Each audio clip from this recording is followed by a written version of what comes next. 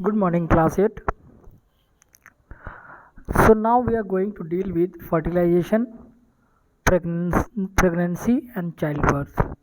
The sperms introduced into the vagina during the intercourse travel up the vagina and uterus into the fallopian tube.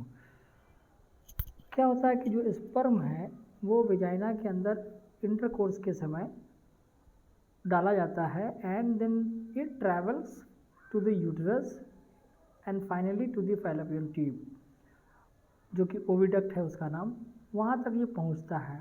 और ये fallopian tube, oviduct, ये वही जगह है जहाँ पर जो स्पर्म है वो ओवम के साथ फ्यूज़ करेगा। It is here that one usually of the sperm fuses with the ovum.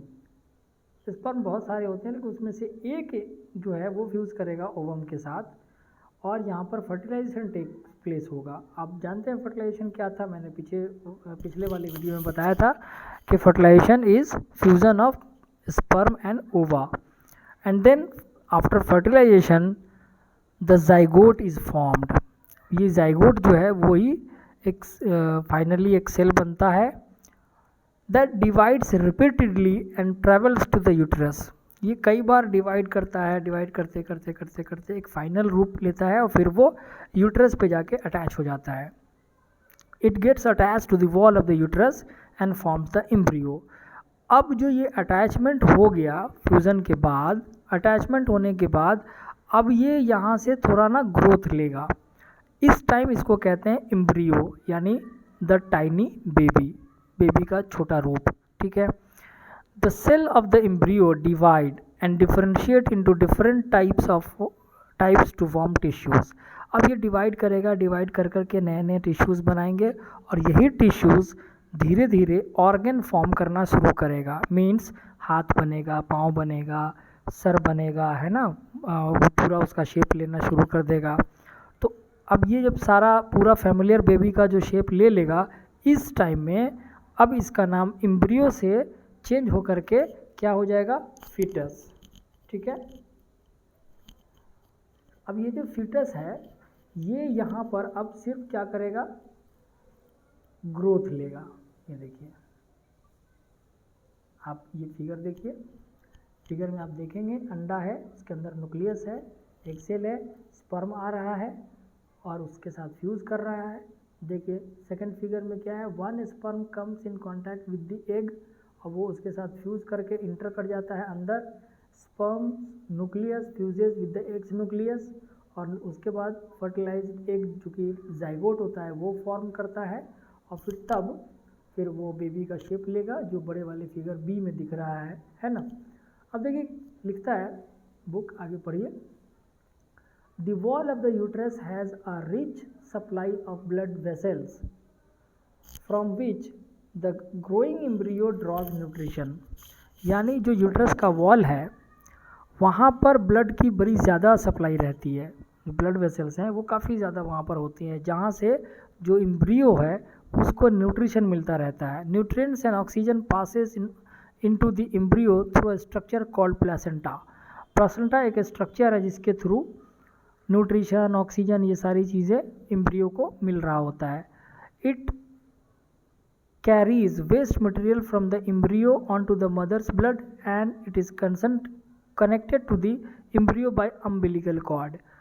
अब जब न्यूट्रिशन लेगा बेबी तो जाहिर सी बात है वो एक्सक्रीट भी करेगा कुछ ना कुछ, है ना, वेस्ट मटेरियल। तो ये भी वापस मदर के ब्लड हो करके ये वापस मदर को वापस हो जाता है ना। और ये कनेक्टेड होते हैं मदर्स के बॉडी से, उसका नाम होता है अम्बिलिकल कॉर्ड। एक कॉर्ड होती है पेट से जुड़ी हुई होती है, वो लगी होती है नाली, उसी होकर के उसको न्यूट्रिशन मिलता है, उसी होकर के वो वेस्ट मटेरियल का भी बाहर एक्सक्रीशन करते हैं वो। द बेबी मतलब जो एम्ब्रियो है या जो फीटस है, जो भी कहिए, वो जो सेल था, grows in the mother's uterus for about 9 months. और 9 महीने तक अब यहाँ पर सिर्फ वो ग्रोथ लेता है। अब उसकी पूरी वो साइकिल आप देख सकते हैं, राइट हैंड साइड में ये दिया हुआ है कब कब क्या होता रहता है, ये पूरा साइकिल है। 9 मंथ तक रखता है। इस पीरियड को क्या कहते हैं? Pregnancy. Inside the uterus it is protected by a sac called amniotic sac.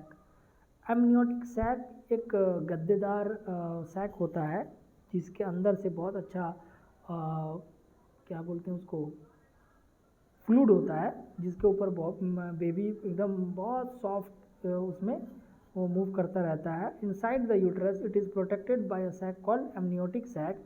This sac contains amniotic fluid. ये फ्लूइड की तरह से अंदर में पानी फ्लूइड है जिस जो इसको एकदम कुशन की तरह से, है ना, एक्ट लाइक कुशन, यानी पूरा कंफर्ट देता है, इसको गद्देदार होता है, पूरा कुशन देता है. When the baby is ready to be born the sac burst and the wall of the uterus goes through contractions to push the baby out through the vagina. अब जब बेबी एकदम से तैयार हो जाता है फिर वो जगह नहीं होती है अंदर अब ग्रोथ लेने के लिए, क्योंकि अब उसको ऑक्सीजन की भी कमी हो जाएगी, है ना. अब बेबी बड़ा होने लगा है, 9 महीने का तो हो ही चुका है, तो 9 महीने का होने के बाद उसको प्रॉपर अमाउंट ऑफ ऑक्सीजन चाहिए, स्पेस चाहिए ग्रोथ के लिए. तो क्या होता है, इस समय हम कहते हैं कि बेबी मैच्योर हो गया हुआ है, अब ये बाहर आने के लिए एकदम से तैयार है. तब क्या होता है, ये जो एमनियोटिक सैक है ये फट जाता है. फटने के बाद ये सारे जो इसके अंदर पानी एमनियोटिक फ्लूइड है ये सारा फ्लूइड लेके, और ये कॉन्ट्रैक्शन और रिलैक्सेशन का एक प्रोसेस चलता है जिसमें ये पुश करता है बेबी को कि वेजाइना के थ्रू ये बाहर निकले, and that is how the baby is born. अब ये जो बेबी बॉर्न का केस है इसमें एक ट्विंस का केस आता है, जुड़वा बच्चे. तो अब इसके लिए एक चीज़ समझिए, यूजुअली अब तक जो हमने पढ़ा है वो क्या पढ़ा है, only one ovum is produced at a time, एक बार में एक ओवम हुआ पैदा, so only one baby is born. Sometimes however two ova happens to mature and are release at the same time. कई बार ऐसा होता है कि 2 ओवा रिलीज हो गया, ठीक है, they are fertilised by 2 sperms. तो अब क्या हुआ कि एक बेबी नहीं 2 बेबी की प्रोसेस शुरू से स्टार्ट हुई. 2 ओवा हुआ, 2 स्पर्म आपके मिलेंगे, 2 जाइगोट फॉर्म होगा, 2 जाइगोट फॉर्म होगा तो दोनों फिर 2 एम्ब्रियो बनाएंगे, फिर 2 फिटस जो है वो बनेगा. तो ये हुआ कि कम्प्लीटली डिफरेंट हुआ, है ना, दोनों अलग अलग. एक बेबी हो सकता है कि मेल हो, एक बेबी हो सकता है फीमेल हो सकता है दोनों मेल हो सकता है दोनों फीमेल हो, ठीक है, यहाँ पर कोई भी केस हो सकता है. They are fertilized by 2 different sperms which result in the birth of twins. Twins born this way are called fraternal या नॉन आइडेंटिकल ट्विंस. यानी इनका समान होना ज़रूरी नहीं है. क्यों? क्योंकि ये दोनों अलग अलग फर्टिलाइजेशन हुआ है, दोनों में अलग अलग सेल यूज़ हुआ है, तो ये फ्रेटर्नल या नॉन आइडेंटिकल ट्विंस हैं. It can also happen that the fertilized eggs divide into 2. अब क्या होता है कि मान लीजिए कि 2 ने एक ही सेल फर्टिलाइज किया, लेकिन बड़े होने के बाद जाइगोट जब फर्टिलाइज हो गया अच्छे से ग्रोथ के टाइम या किसी टाइम वो टूट गया. तो टूट गया तो अब वो दोनों सेल मिसकैरेज नहीं हुआ, टूट गया मतलब ये सेल भी अलग फर्टिलाइज कर रहा है, ये सेल भी अलग फर्टिलाइज कर रहा है, लेकिन दोनों एक ही सेल का टूटा हुआ पार्ट है. यहाँ पर जो ट्विंस बर्थ लेगा, this will lead to the birth of identical twins. Identical twins look almost like copies of each other and are of same sex.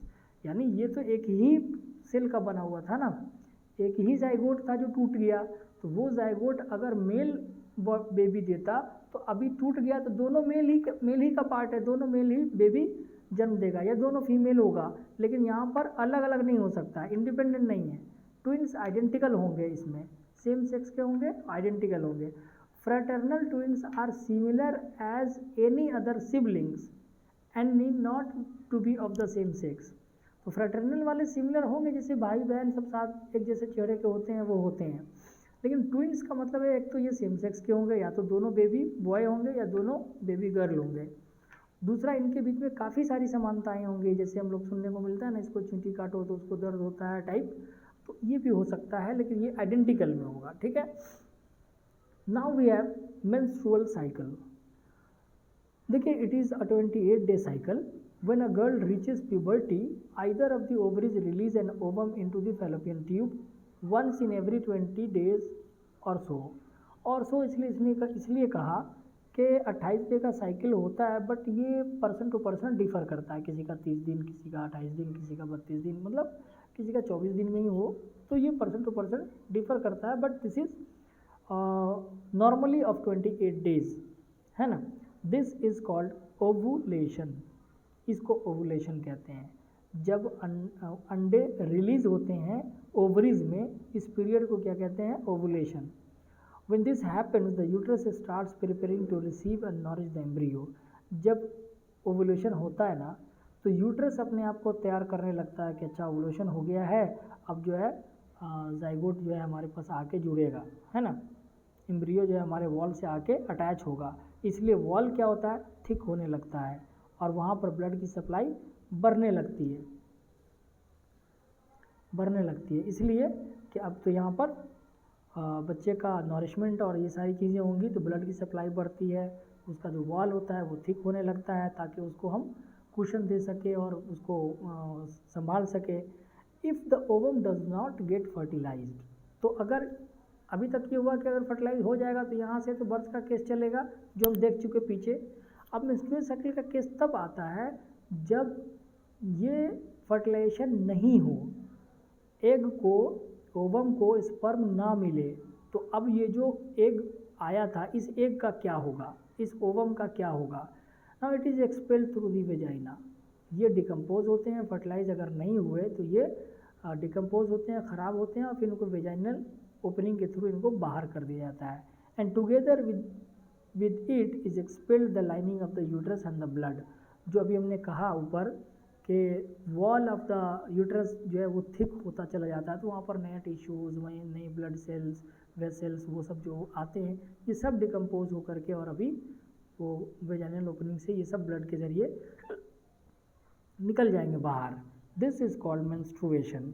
The entire process of ovulation, thickening of the uterine wall and menstruation, this is called menstruation cycle and this is usually a 28 days cycle. इसमें 3-4 दिन तक bleeding रहती है, फिर उसके बाद uterus अपने को, यूट्रस कह रहे हैं ओवरी प्रिपेयर करता है, 13th को वो ओवुलेशन कर देता है। ओवरी 13, 14, 15, 16, 17 तक ये 2-4 दिन स्पर्म का वेट करता है, आया तो फर्टिलाइजेशन होगा, प्रेगनेंसी होगी, नहीं आया तो ये डिस्चार्ज डिकम्पोज होते हैं और फिर डिस्चार्ज होने शुरू हो जाते हैं। So this is all about menstrual cycle.